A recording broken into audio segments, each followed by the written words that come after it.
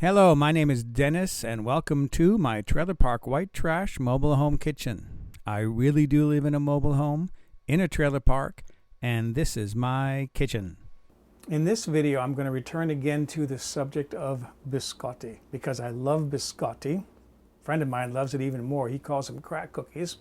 But especially because in the current issue, which is as of this filming, is the May 2011 issue of Bon Appétit magazine. There is a recipe for pistachio and dried cherry biscotti, which that sounds intriguing. I'd like to try that. I've tried making pistachio biscotti before, and it was okay, but I much prefer my almond biscotti. But this recipe sounds kind of good. I've already modified the recipe because, for one thing, it uses only 2 cups of flour, but they claim they get 48 biscotti out of it. My almond recipe, almond biscotti, uses 4 cups of flour, and I get only 40 biscotti out of it. So they must be making the little tiny bite-sized one pops in your mouth biscotti. I like the larger one. Second reason why I did some modifications is because they don't specify whether the flour is sifted or scooped. That's really important when doing baking. Baking has to be very precise. It's like chemistry.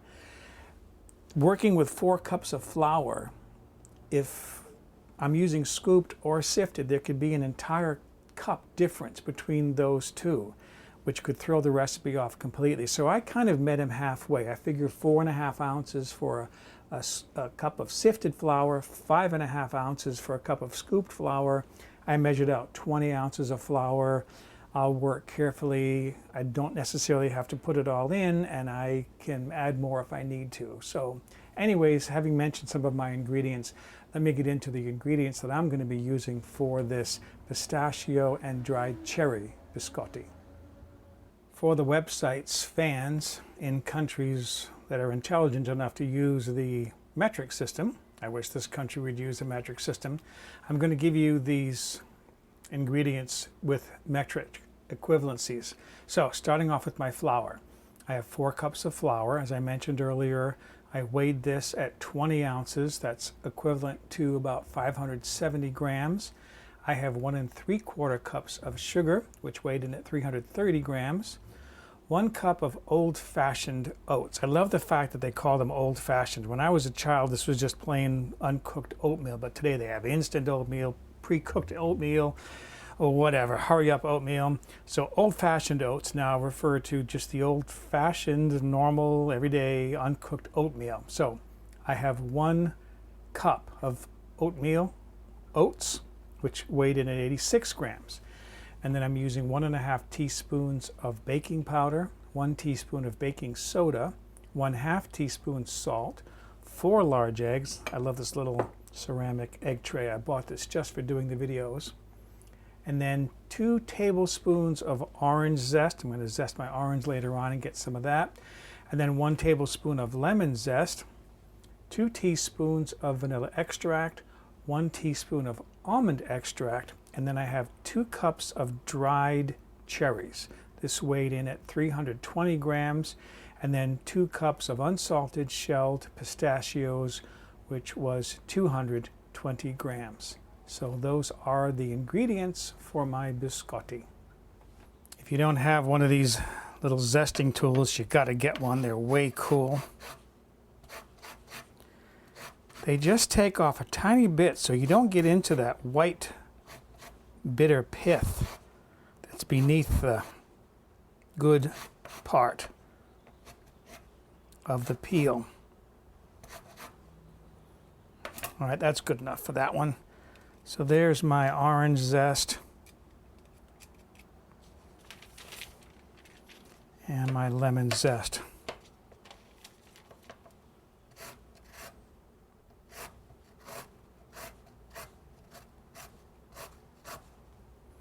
And that should be good enough there. So there's the lemon zest.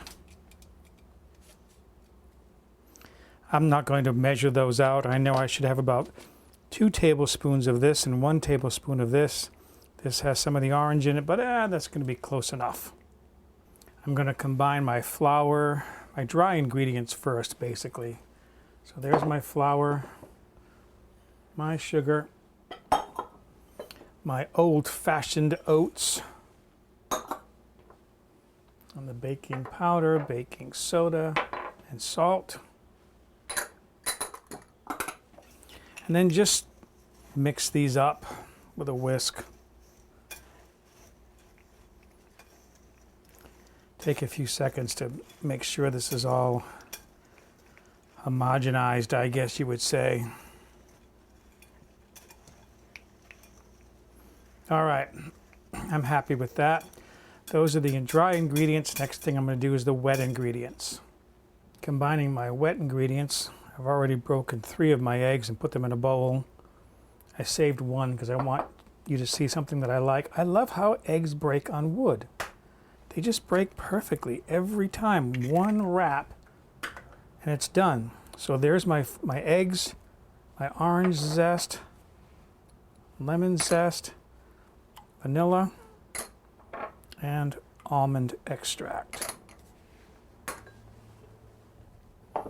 And then just with a whisk, break these up.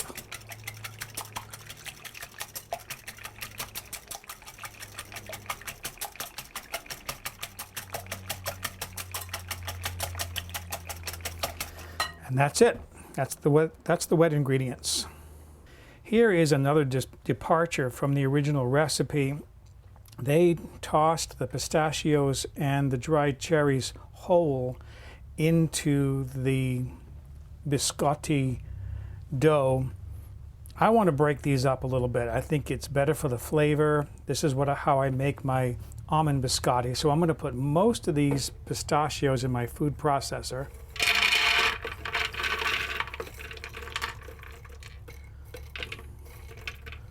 I'll reserve a few and you'll see a reason why. And I'm going to do my cherries at the same time. I'm hoping my pistachios in there will keep the cherries from sticking to the blades. And then I'm going to grind these up until I get them fairly smooth. A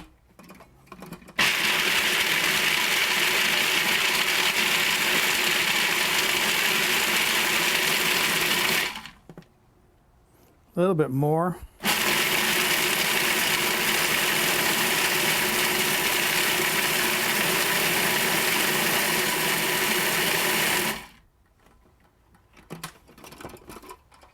Okay, so these are all chopped up. Now what I'm going to do is I'm going to put the rest of these cherries in and the pistachios. And I'm just going to lightly break these up.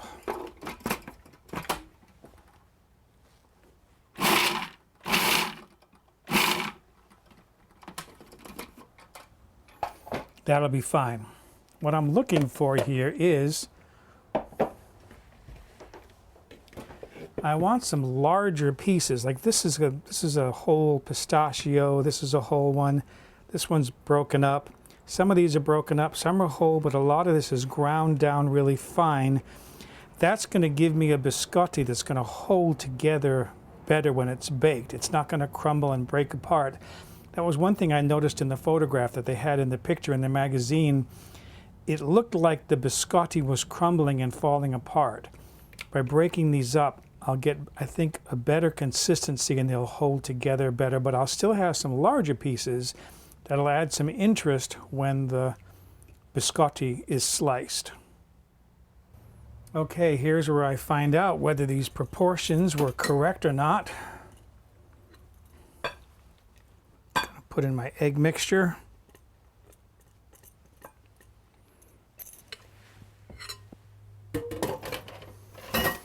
And I'm going to start mixing this in to see if I can get this to combine.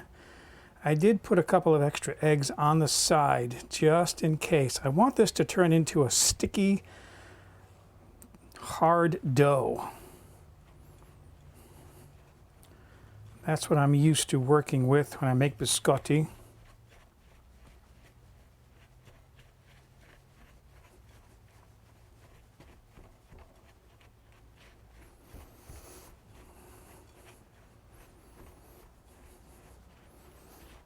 I'm already having my doubts a little bit. I'm not seeing this combine the way I like.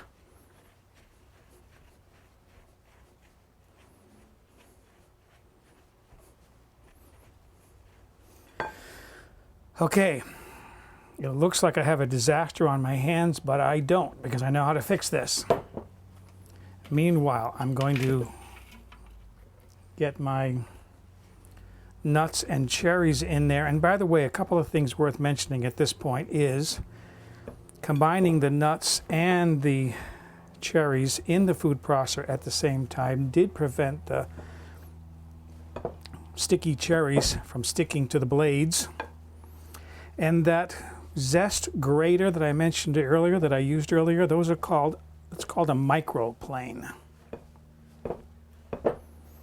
Okay, and this should be too dry to stir with a bowl, with a spoon rather, in the bowl. So therefore what I need to do is put it on the counter and knead it with my hands. Which is why I have my apron on, because I would probably get flour all over me. And can you tell by looking at that that that is not going to come together? It's not a disaster yet. I'm going to knead this a little bit to combine as much as I can, and then I'm going to start adding. That's just not going to work. Right away, I'm going to add another egg.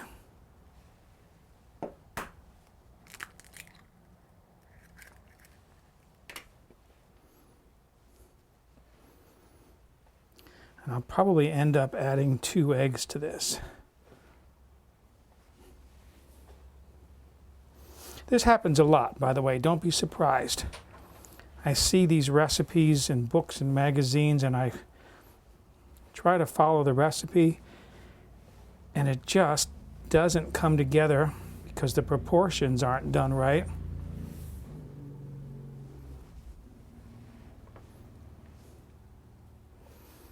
And this should be sticky. I'm going to need 1 more egg, I can tell. Maybe not. This is also where I wish I had a dog, because there are big crumbs falling on the floor. And I could say, "Oh, good little dog, you eat that. Good little dog."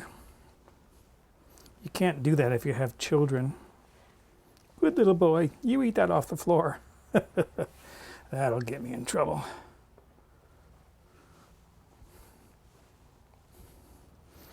And this is the consistency I want right here in the middle. It should be sticky like that.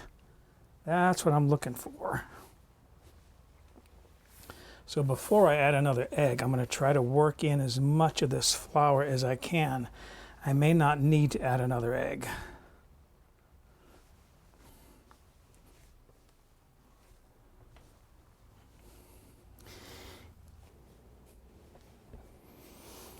Okay, look at that. I did not add an extra egg.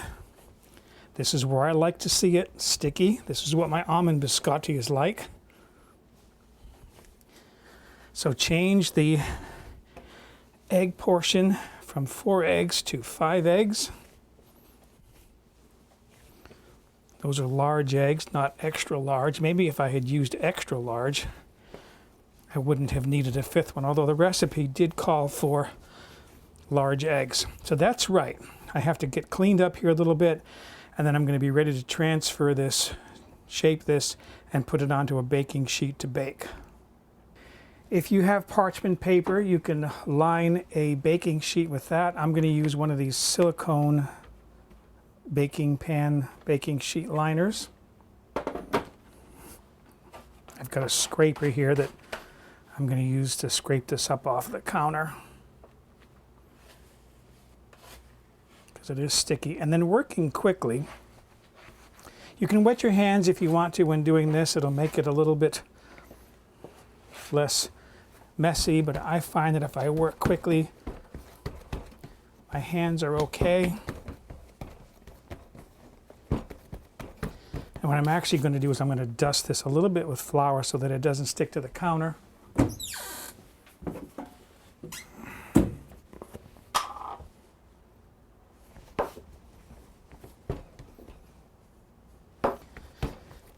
And just shape this into a long roll.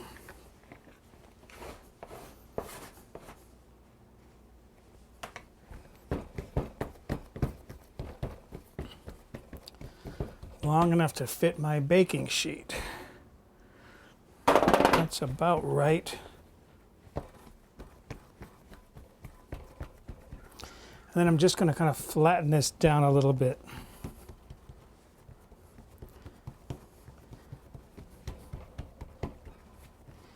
Kind of give it a half oval shape.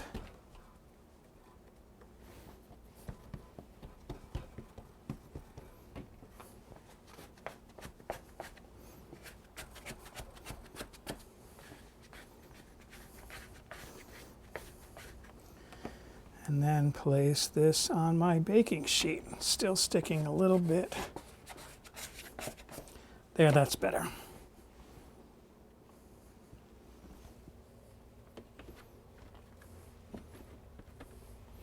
So that it looks like that on there. That's good. I'll do my other loaf, and then I can start them baking. Meanwhile, I'm heating my oven to 350 degrees. Oh yeah, I do want to flour this lightly. As far as what went wrong, with the flour, evidently the original recipe, although they didn't mention it, probably used sifted flour, which would give me a little bit less, a couple of ounces less than what I had in my 20 ounces. And then also, because I pulverized my pistachios in the food processor, they're going to act a bit like flour and absorb liquid. So that may be why my dough needed that extra egg. And there we are, my 2 loaves ready to go into the oven. Okay, so I mentioned that my oven is heating to 350 degrees. These are going to bake between 30 and 35 to 40 minutes in a rack in the upper third of the oven. I thought of another departure from the original recipe, something that I like to do when I make biscotti, is I like to brush the top with beaten egg, and then garnish lightly with, maybe not so lightly, with raw sugar. It gives it a sparkly, crystally top. One of my lights is falling. And I think it dresses it up nice and makes it look good. And it gives it a little more sweetness.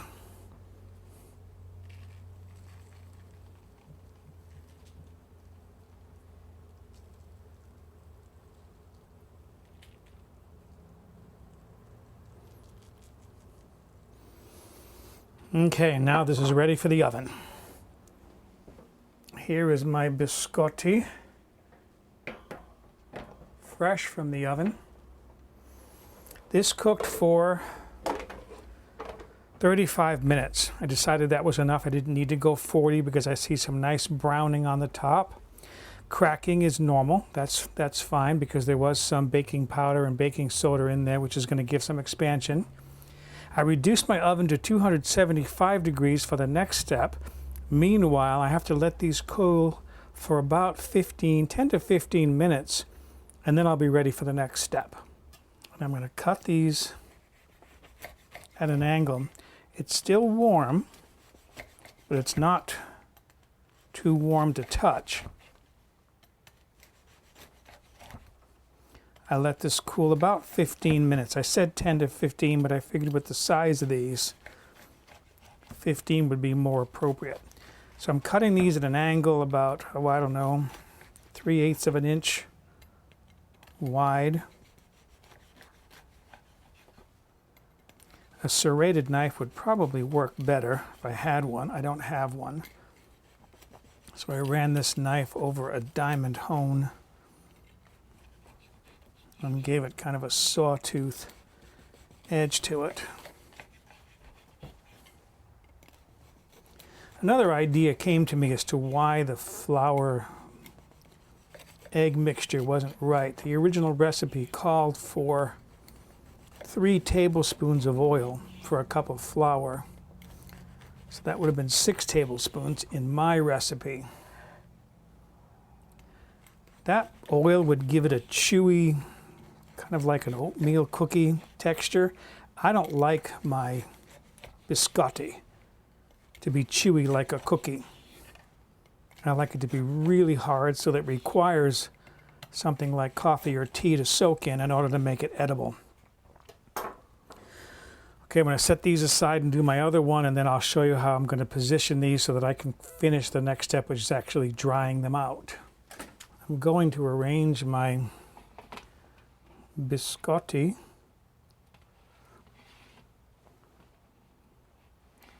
on my cookie sheet with a little bit of space in between. As I mentioned, my oven has been reduced to 275 degrees. That's to dry this out. This is going to have to sit in that oven now for another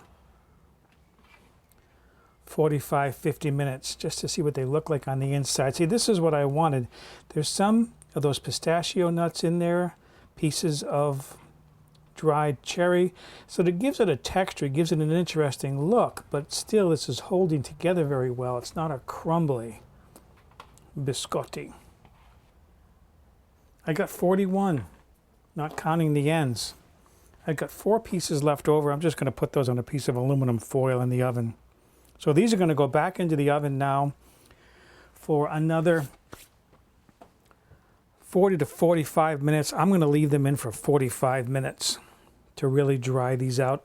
Again, the oven is at 275 degrees. And there it is, a mound of biscotti. I have my coffee ready to enjoy this. These came out very nice. They're a little bit darker than I'm used to. My almond biscotti comes out lighter, but I don't know how well you can see it, but I'm seeing whole pistachios in there that gives it additional interest, additional look, and I can see, of course, my whole cherries in there. My last step is to taste these and see how they came out. Just dying to taste my biscotti. Drying baked goods out, by the way, was a way of preserving them for like long journeys, long trips. By getting rid of the moisture, the mold, the bacteria couldn't grow. And it was a way of carrying them on long journeys.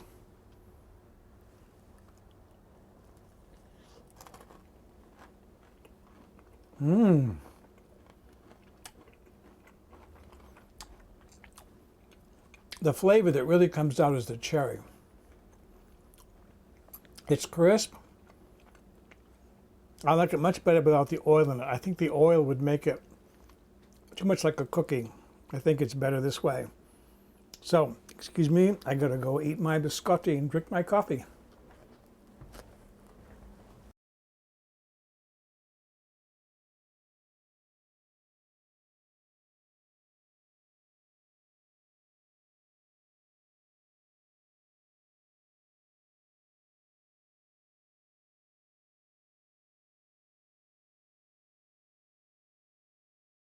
For a printable PDF copy of this recipe with step-by-step photographs, visit the White Trash Cooking website and look on the home page or in the recipe archive.